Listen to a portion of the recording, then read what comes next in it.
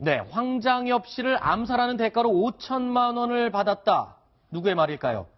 그리고 우리 팀도 현지 킬러를 고용했다. 바로 전 북한 여성공작원 원정화 씨의 진술입니다. 자, 그리고 셋째 부인은 대남 공작원이었다. 이번에 암살된 김정남을 두고 하는 이야기입니다. 이와 관련된 소식 살펴보겠습니다. 자, 김정남 암살 사건 이후에 정말 궁금증이 한두 가지가 아닙니다. 자, 이 궁금증을 풀어주실 전문가가 스튜디오에 나와 있습니다. 전 북한 여성공작원 원정화 씨 나와 있습니다. 어서 오십시오. 안녕하세요. 네. 자, 오늘 저도 질문을 많이 드리겠지만요. 오늘 나와 계시는 우리 뉴스 전문가 네 분의 질문도 쏟아질 것 같습니다. 좀 궁금한 점이 너무 많습니다. 미스테리한 사건이어서요. 이 부분에 대해서 좀 설명을 자세히 해주시기 바랍니다. 자, 먼저 첫 번째 제가 궁금한 점이 있습니다. 이 말레이시아 국적과 베트남 국적의 이 두 여성, 일단은 북한이 고용한 여성인지 아니면 본인들의 말처럼 아니다, 본인들은 장난인 줄 알았다, 이런 진술이 맞는지 어떻게 보십니까? 두 분은 어떻게 판단하시나요? 저는 북한에서 외국 좀 훈련받은 여자분들을 고용했다고 생각이 듭니다. 북한에서 고용한 것으로 보인다. 네. 어떤 점이 그런 생각을 하게 만드는 건가요? 제가 그 해외에서 중국에서 근무할 때도 저희도 공작원 수가 적기 때문에 네. 저희가 포섭하는 현지 그 국민들을 많이 포섭을 하거든요. 주로 암살을 지령받거나 했을 때는 그 나라의 현지 사람들을 고용을 한다. 그렇죠. 네, 우리 인원으로는 너무 부족하니까. 네, 협조자들을 우리가 말레이시아 경찰에서 밝힌 바를 토대로 보면 사실은 뭐 장난치는 줄 알았다, 코미디 프로그램을 촬영하는 줄 알았고 우리 돈으로 한 11만 원 정도를 받고 그냥 장난삼아 하는 행동이다라고 얘기를 했거든요. 근데 실제로 북한에서 이런 암살 지령을 받으면, 지령을 받고 이런 공작을 수행하면 얼마 정도의 어떤 경제적, 금전적인 대가를 받습니까? 글쎄요, 사람에 따라서 가치가 다 다르겠죠. 네. 그러는데 제가 생각하기에는 글쎄요, 한 100만 불 이상을 더 줬을 수도 있는 거고, 또 김정남 같은 경우에는 전 세계가 다 아는 그야말로 좀 특수한 인물이 아니겠습니까? 네. 근데 그런 사람한테 단돈 얼마를 가지고 암살을 했다? 네. 이거는 아닌 것 같습니다. 그렇군요. 자, 북한이 이런 암살 지령에 그런 공작 자금을 적지 않은 돈인 것 같은데 그런 돈을 막 씁니까, 북한에서는? 네, 원래 북한에서는 해외 공작할 때 쓰는 돈은 아끼지를 않습니다. 그래요? 네. 해외 공작에 쓰는 돈은 아끼지를 않는다? 네, 근데 그 공작의 부서가 다 다르다 보니까 외사 그런 부분에서는 해외 업무 담당하시는 부분에서는 다 차이가 있겠지만 공작원들한테는 아끼지를 않습니다. 그렇군요. 원정화 씨 본인도 사실은 황장엽 씨 암살 지령을 받지 않았습니까? 네, 받았습니다. 그때는 공작 자금으로 어느 정도 금액을 받고 5천만 원 정도. 5천만 원. 네, 여기 있던 그러니까 저희는 달러로 하니까 5만 불 정도로. 네. 그렇군요. 자, 그럼 공작 자금을 받고 지령을 받고 할 때는 어떤 방식으로 지령을 받나요? 그러니까 일단 황장엽 씨 거처지를 알아내야 되겠죠. 네네. 네, 근데 그거를 알아내기는 그야말로 쉽지가 않지 않습니까? 그렇죠. 네, 한국 국가정보원에 또 경호도 엄격할 테고, 그렇죠. 또 몇 번에 걸친 또 암살 테러도 있었을 거고, 그래가지고 제가 황장엽 씨를 찾는 데만 거의 3년이 걸렸습니다. 황장엽 씨의 살고 있는 소재 파악을 하는 데만 3년이 소요가 됐다? 네, 3년이 소요돼서 거의 다 찾았는데 구속이 딱 된 겁니다. 그렇군요. 자, 지금 말씀하실 때 3년이 걸려서 황장엽 씨의 소재를 파악을 했지만 그럼에도 불구하고 파악을 했음에도 불구하고 국정원 직원들이나 이런 사람들이 지금 경호를 하고 있지 않습니까? 그럼 그걸 뚫고 어떤 임무를 완료하려면 상당히 많은 준비와 훈련을 해야 될 텐데 어떤 준비를 구체적으로 하셨나요? 저는 그냥 유도를 하는 일단은 그런 파트를 맡았고요. 네. 이제 황장엽 씨를 국정원 안에 있는 그 본거에 있는 사람을 그쪽에서 한다는 건 말이 안 되는 거고요. 일단은 끌어내야죠. 그렇군요. 네, 그래서 끌어내려고 하니까 제가 북한 탈북 단체를 연결하게 된 거죠. 찾게 된 거죠. 저는 그쪽에 전혀 몰랐는데. 그렇군요. 네, 그래서 저만의 또 정보 수집을 해가지고 네. 네, 저만의 또 방법으로 또 유인하는 데까지 저는 그렇군요. 네. 자, 그럼 다시 김정남 암살 사건으로 다시 되돌아가서 이야기를 해보겠습니다. 네. 자, 베트남 국적의 여성과 그 말레이시아 국적의 여성, 이 네. 두 여성이 과연 지령을 받았다면 또는 이 명령을 수행하기 위해서 어떤 간단한 훈련이라도 받았을까요? 저는 그 2, 3초 만에 그렇게 그 영상을 봤지만은 그러한 여자들이 그런 행동을 한다는 거는 뭐 몇 주 사이에 그런 훈련을 해서 되는 게 아니라고 저는 생각이 듭니다. 아, 그래요? 네, 전문적으로 훈련된 그 여자분이 아니라면 그런 네. 행동을 순식간에 할 수는 없습니다. 일반 여성들 한번 시켜보세요. 못해요. 아하. 그 넓은 공항에서 수많은 사람들이 네. 있는데 그것도 김정남이란 사람이 정말 어마어마한 덩치가 크죠? 예, 덩치도 크고 네. 네, 그런데 그런 행동을 한다는 거는 보통 여자들은 아니죠. 그러면은 지금 직접 훈련도 받아보셨으니까 네. 그 정도의 임무를 수행하려면 저 젊은 여성 2명 어느 정도 기간의 훈련을 받으면은 그 정도의 임무를 수행할 수 있나요? 저는 4년을 받았는데 뭐 원정아 사람마다- 씨께서는 4년 동안 훈련을 받으셨죠? 네, 저는 16살에 들어가서 20살에 나왔습니다. 네. 그런데 저는 4년을 받았는데 글쎄요, 그분들은 사람마다 다 훈련의 경력에 따라서 네, 다를 수가 있으니까 네. 저는 그래도 한 5, 6년은 한 전문적으로 받지 않았을까. 아, 이 베트남 국적의 여성도 5년 정도는 훈련을 받았을 것이다. 네, 이렇게 지금 보시는 그렇죠. 거군요. 사람마다 연수는 잘 모르겠지만 그래도 전문적으로 기본은 3, 4년은 돼야 그래도 기본은 되니까. 그 정도의 신속한 공작을 수행하려면 최소한 3, 4년의 훈련을 받았을 것이다. 이렇게 보시는 거군요. 그렇죠. 네. 자, 여기 패널 분들께서는 질문 있으십니까? 그 베트남 여권을 가졌던 그 네. 흥왕이라는 여자가 네. 키가 좀 크고 네. 어깨가 많이 벌어졌지 않습니까? 네. 근데 그 여자 몸을 봤을 때 네. 저 여자는 뭐 어떤 훈련을 좀 받았을 것 같다라는 그 생각은 들지 않습니까? 글쎄요. 제가 뭐 자세히는 잘 보지를 못했지만은 그래도 거의 산악훈련 같은 이게 근육이 탄탄한 거를 제가 봤어요. 유심히 봤는데 거의 좀 강하게 받은 사람인 것 같아요. 그냥 여성들의 몸매가 아니라 네. 훈련을 아주 강하게 받은 몸매 라인이었다. 네, 이렇게 그렇죠. 보시는 거군요. 네. 그러니까 그 어깨가 벌어졌기 때문에 네. 산악훈련 같은 걸 많이 받아서 많이 그래서 그렇죠. 이제 어깨가 네. 벌어졌다고 생각을 하시는군요. 일반 여자들이 기본 뭐 특수한 어떠한 유전자를 위해서 그렇게 여자들이 어깨가 벌어지게 태어나는 여자들도 있겠지만은 네네. 그렇게 기본적인 뭐 일반 여성들은 어깨가 그래도 여성이기 때문에 기본 작죠. 네. 예, 그 말레이시아 경찰 발표를 보면요. 네. 뭐 다른 그 북한 남자 혐의자들은 다 뭐 도주를 했다는데 네. 왜 그 리정철이라는 이 사람은 도주를 못 했을까요? 제가 생각하기에는 그 사람들은 희생양으로 그러니까 저도 그 사건이 나왔을 때 생각을 했는데 제 이전에 공작원 생활을 할 때 보면 기본조들은 본국으로 돌아갑니다. 그래서 저는 이미 돌아갔다고 저는 생각을 하고 그 사람들은 총알바지라고 생각을 했습니다. 그래서 그냥 말레이시아 경찰이 가도 그냥 순수히 그냥 받아들였지 않겠습니까? 모든 걸 다 안고. 궁금한 게요. 총알바지라고 지금 말씀하셨는데 다른 사람들은 도망가도 지금 붙잡힌 리정철은 총알바지다. 이 총알바지는 사실 자칫하면은 이 배우를 진술을 할 수도 있는 그런 좀 배우는 진술을 안 하겠죠. 끝까지 안 할 사람이다. 그렇죠. 예, 안 하지만은 일단은 기본 세력들 말하면 안 되는 그만한 또 보상을 받았겠죠. 남아있는 대신 얻을 수 있는 건 뭡니까, 그러면? 북한에 있는 가족들 또 친족들 그리고 또 경제적인 부분이 아니겠습니까? 북한은 왜 남겨뒀을까요? 전 그게 정말 궁금합니다.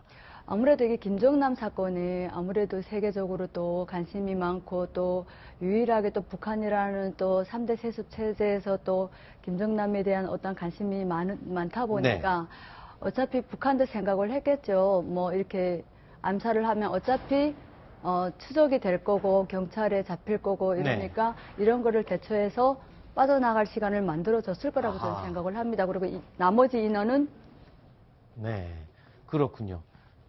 네, 원장아 씨는 황장엽 씨를 암살하기 위해서 네. 독침을 쓰기 위해서 독침을 가져왔다 그랬지 않습니까?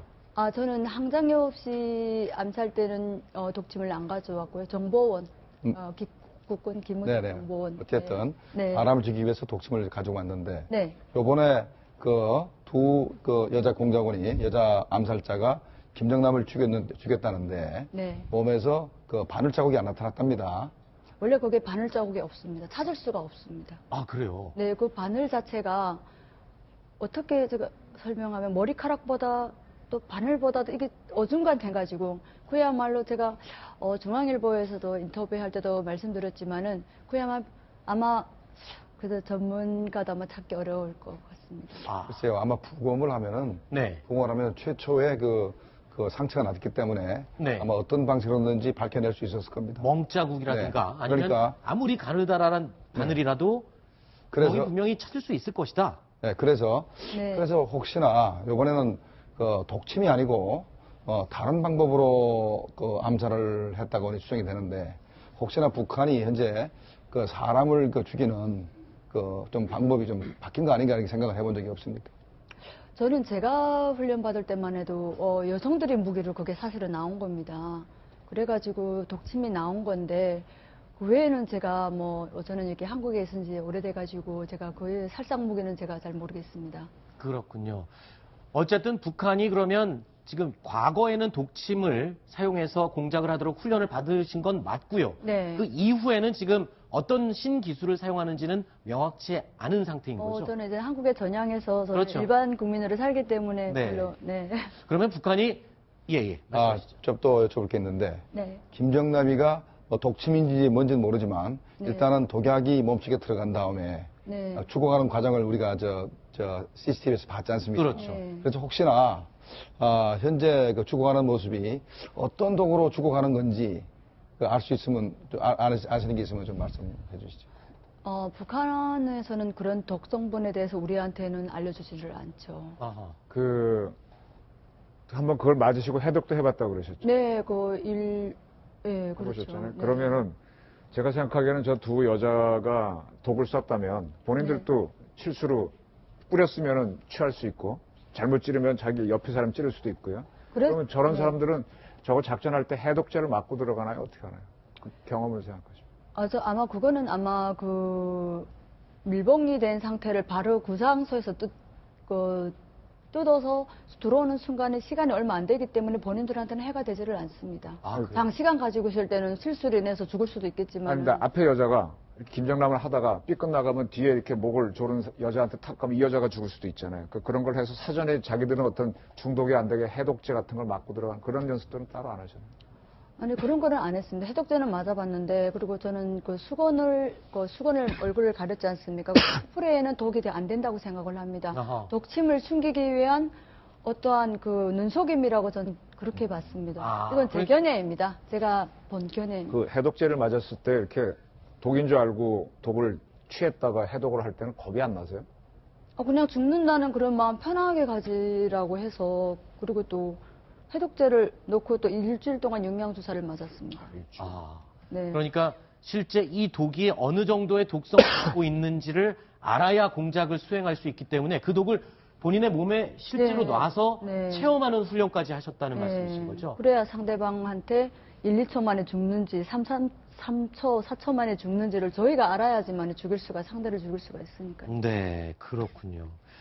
자, 그러면 일단은 지금 원정환 씨께서는 이번에 김정남 암살에 쓰인 독 스프레이를 뿌려서 암살한 게 아니냐라고 언론들이 많이 보도가 나왔었는데 그 부분에 대해서는 독침을 사용하기 위해서 시선을 분산시키거나 눈속임을 하기 위한 장치일 가능성이 높아 보인다라고 일단 개인적인 견해를 전제로 말씀을 해주셨습니다.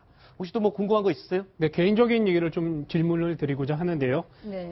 원열 씨가 아까 16살 정도의 훈련을 받았다 이렇게 얘기를 해주셨는데 어떤 경로를 통해서 들어가셨고 또 언제쯤 그게 들어갈 것이 알았는지 그런 얘기를 좀 해주시면 좋을 것 같아요. 저는 12살 때부터가 인민학교 4학년입니다. 여기를 말하면 소학교, 여기는 6년제니까 어떻게 계산해야 될지 잘 모르겠지만은, 인민학교 4학년이면 12살인데, 12살 때부터 그 학교 교장실에 중앙당 그 평양에 그 남자분들하고 여자분 한 분 오셔가지고 계속 이렇게 좀 뭐 공부는 잘하냐 이렇게 그렇게 좀 이렇게 관리를 해왔던 것 같아요. 여자분은 다른 방에 가가지고 신체 검사하고 피 뽑아가고.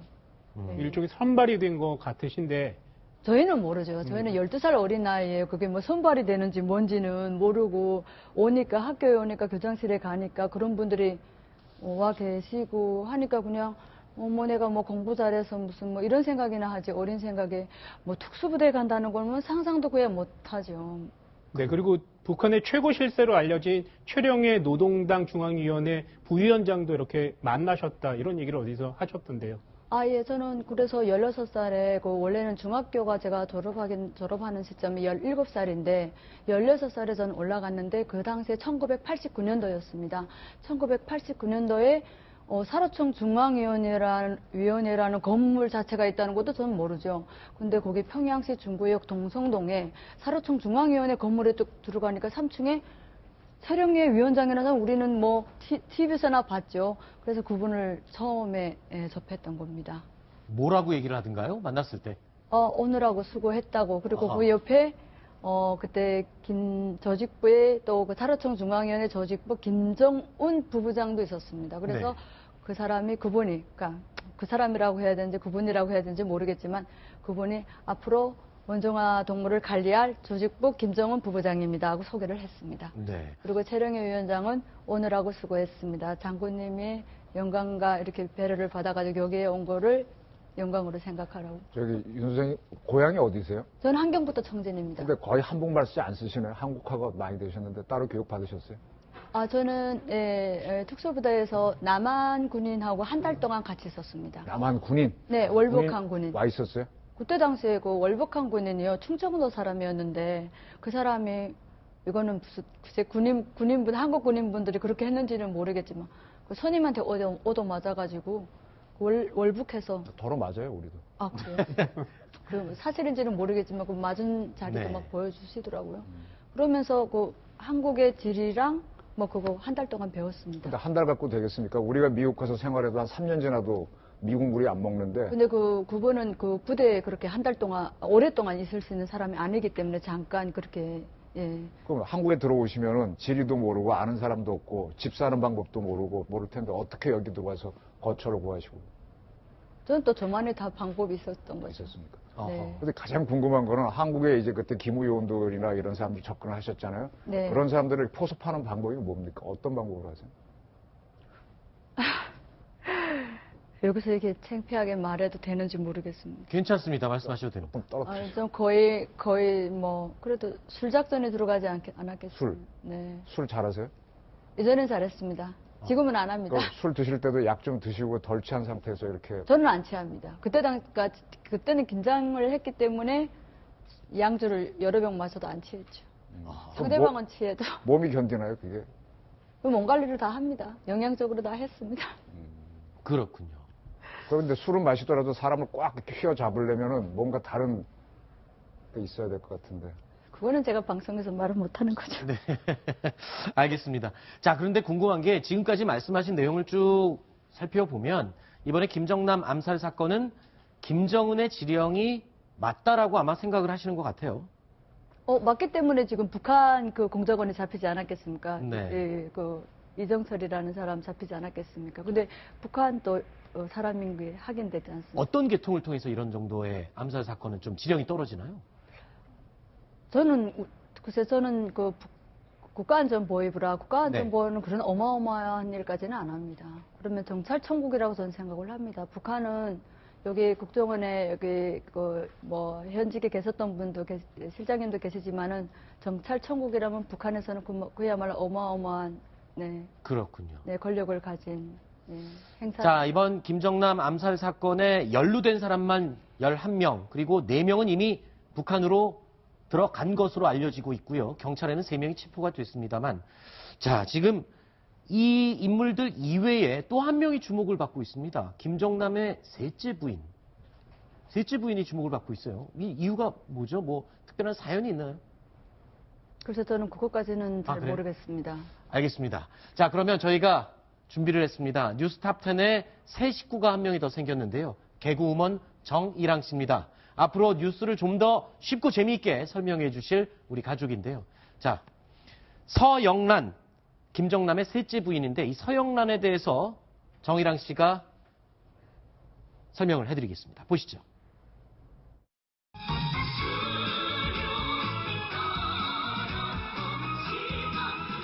내 이름은 서영란입니다. 1976년 평양에서 태어났고 혈액형은 A형입니다. 김정남 동지가 마카오에서 살 때 내를 같이 살던 세 번째 부인이었습니다. 내를 조국에 있을 때 대남 공작부에서 일했고 노동당 126 연락소도 거쳤습니다. 내래 원래는 이 김정남을 경호하면서 김정남의 일거수일투족을 북한에 보고하는 연락통 역할을 맡았습니다. 그러다가 이 둘이 눈이 이렇게 맞아서리 같이 살게 됐습니다.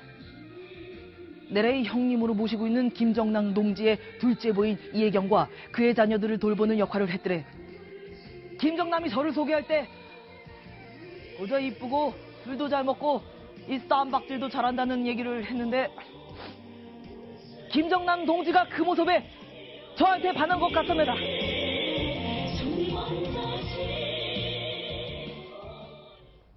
네, 버라이어티 뉴스 랭킹쇼 뉴스탑10 생방송으로 여러분 함께하고 계십니다. 영상을 좀 재밌게 저희가 꾸며봤습니다만 어떻게 보셨습니까? 지금 네, 아주 표현을 잘했고 거의 네. 사실에 맞는 것 같아요. 그래요. 근데 지금 내용 중에 보면은 네.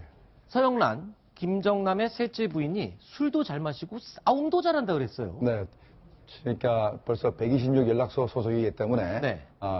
저 사람도 대남 공작원 중에 하나입니다. 네네. 그러니까 해외 공작원 중에 하나입니다. 주로 일본을 담당했고 그래서 일본 담당하던 그 과정에 김정남이가 도미니카 유재권을 가지고 네. 일본 디즈니랜드 갈 때 따라갔던 게 네. 이가 담당이 바로 일본이었기 때문에 네네. 따라갔던 것 같아요.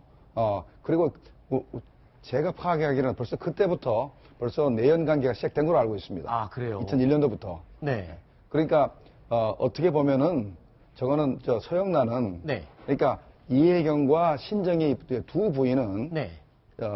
김정남이가 택한 부인이지만 네. 서영란은 당에서 붙여준 부인이다. 미끼로 던져주니까 아하. 김정남이가 이길 수 없는 아하. 미모와 매력을 가졌기 때문에 김정남이가 취할 수밖에 없고 네. 서영란은 바로 그 내연관계를 유지하면서 김정남이를 계속해서 감시하고 네. 어떤 때는 또 보호도 하고 네. 해왔던 것으로 생각이 됩니다. 그러면 지금 교수님 말씀 들어보면은 서영란이 원래는 감시하려고 왔다가 눈이 맞아갖고 셋째 부인이 된 게 아니라 어떻게 보면 당에서 보낸 미인계에 김정남이 넘어간 것일 수 있겠군요. 자, 그러면 여기서 굉장히 중요한 궁금증이 생깁니다. 그러면 당의 지령을 받고 계속 보고를 하던 임무를 해왔다면 이번에 이 암살 사건의 분위기나 어떤 낌새를 분명히 알 수 있지 않았을까요? 그래서 저는 그렇게 생각을 했습니다. 이게 김정남이를 암살하는 이 공항에 경호를 하는 사람 중에 한 사람은 협조를 하지 않았을까. 네네. 네, 그렇게 생각을 했습니다. 그런 협조가 아니었으면 김정남을 이렇게 쉽게 암살할 수가 없었다고 저는 생각을 합니다. 그렇군요. 위원님도 똑같은 생각을 하십니까? 서영란도 분명히 이 암살 사건에 어느 정도는 방관 내지는 모른 척을 해준 그런 만약에 책임이 있다. 동선을 알려줄 수는 있겠죠. 아하. 마카오에서 떠나서 말레이시아로 간다. 뭐 비행기 편까지도 알 수도 있겠죠. 네. 그 정도 협조.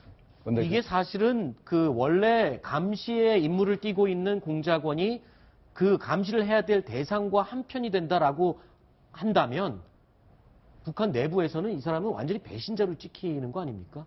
그렇죠. 원래는 감시하러 갔는데 눈이 맞아가지고 그러면 배신자죠. 제가 알기로는 아닙니다. 그래요? 완전히 저쪽 사람이 돼야죠. 아하. 저쪽 사람이 돼서 마지막 순간에 배신을 해야죠. 우리 저기 삼국사기에 보면은요. 네. 고구려가 백제 한 번 칠 때 개로왕 잡을 때 보면요. 네네. 도림이라고 하는 중을 보내서 그 개로왕하고 바둑 두면서 굉장히 친해져서 다 뺀 다음에 마지막에 배신합니다. 그래서 그렇군요. 그래서 슬리핑 에이전트라고 해서 계속 잠복해서 하다가 마지막에 배신해야 크게 건져.